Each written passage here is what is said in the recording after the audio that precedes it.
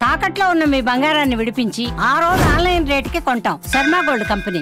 ఏపీలో పథకాల అమలుపై చంద్రబాబు దృష్టి సారించారు. అధికారం అంది రావటానికి కారణమైన సూపర్ 6 హామీలను విడతల వారీగా అందించేందుకు కసరత్తు చేస్తున్నారు.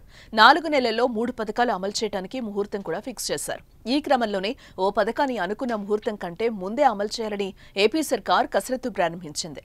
మహిళలకు ఉచిత ప్రయాణం, తల్లికి వందనం, అన్నదాత సుఖీభవ ప్రభుత్వం అమలు చేసే పథకాల లిస్టులో మొదటి 3 స్థానాల్లో ఈ 3 పథకాలున్నాయి.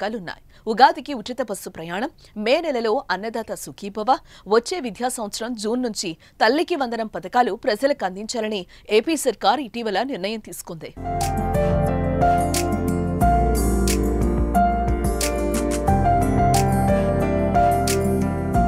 అయితే వీటిలో అన్నదాత సుఖీభవ పథకాన్ని ఈ ఫిబ్రవరిలోనే అమలు చేయాలని చంద్రబాబు భావిస్తున్నారట.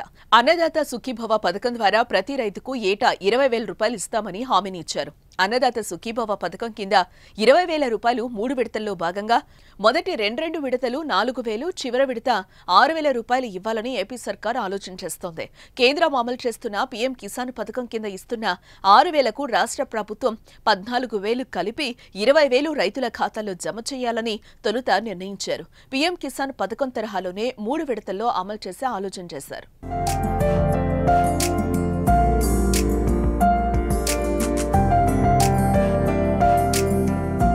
ఈ నేపథ్యంలోనే రాష్ట్ర ప్రభుత్వం కూడా వాటితో పాటు అన్నదాత సుఖీభవ డబ్బులను ఇచ్చేందుకు సిద్ధమైనట్టు సమాచారం.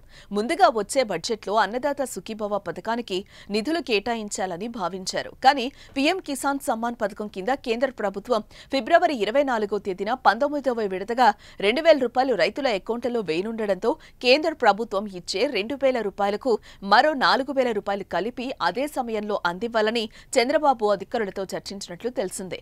ఇందుకు అర్హులైన లబ్ధిదారుల జాబితాను సిద్ధం చేయాలని కూడా అధికారులను ఆదేశించినట్లు వార్తలొస్తున్నాయి.